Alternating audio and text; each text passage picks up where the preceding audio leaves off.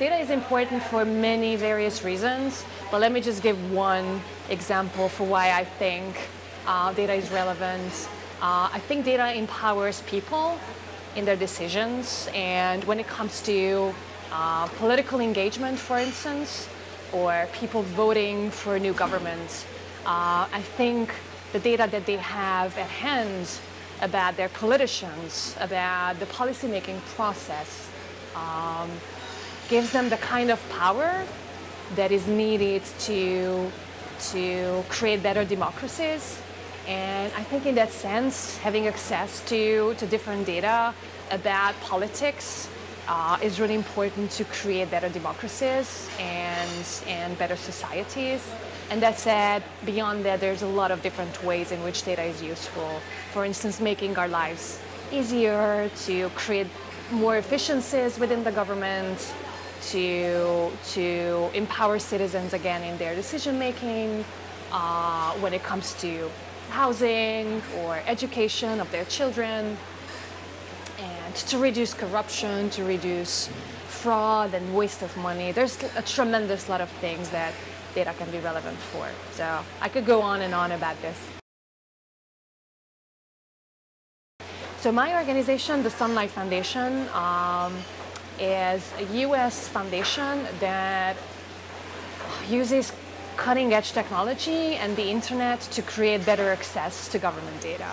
So what we do is we're creating mobile applications, databases, different websites and technology tools that are used by both citizens and investigative journalists who want to know more about who is influencing the decision-making process in the US, or what kind of bills and laws have been passed, so to know more about their democracy.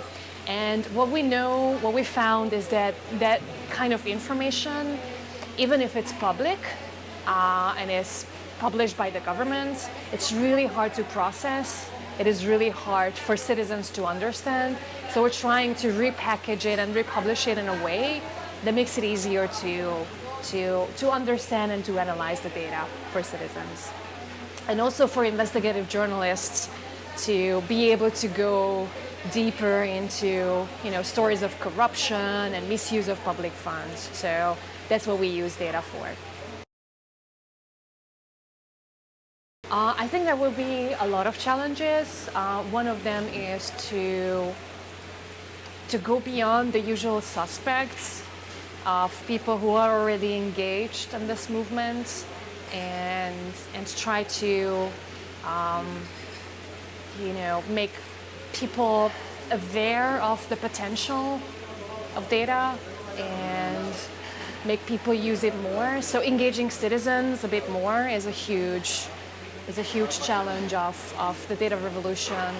And also trying to use the data for purposes that are a bit more sensitive and more controversial. So for instance, again, like my interest is very much in creating change in policies and trying to decrease the power, the power asymmetries that exist between citizens and their government. And to get enough political buy-in from governments will also be a huge challenge. So even if they do disclose data about less controversial stuff, it will be very difficult to convince governments to start publishing data about their own decision-making processes. So that's the second one. The third one is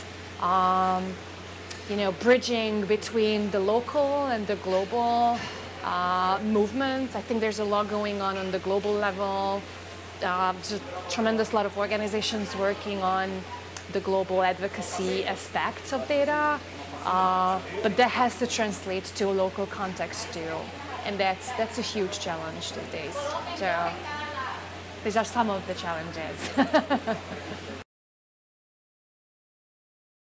The data revolution means, and again, I can add to what I've just said and repeat myself in a way. For me, the data revolution means, or the biggest impact of the data revolution is citizens being able to participate in the political process in a way that they couldn't participate in it for a long time. And citizens being empowered by information about their democracy in a way that can drive actual change. And that's, I think, a huge thing. But it's going to take a long time. So the data revolution, I think, has only just started now and will take a long time. I think they are really important because a lot of and I work for an organization who does a lot of global stuff. So meeting people from other countries who work on similar issues is always really reassuring that this is important and we need to keep doing what we're doing. But beyond that, I think I've seen a lot of amazing projects that were born at conferences like this because people meet face to face.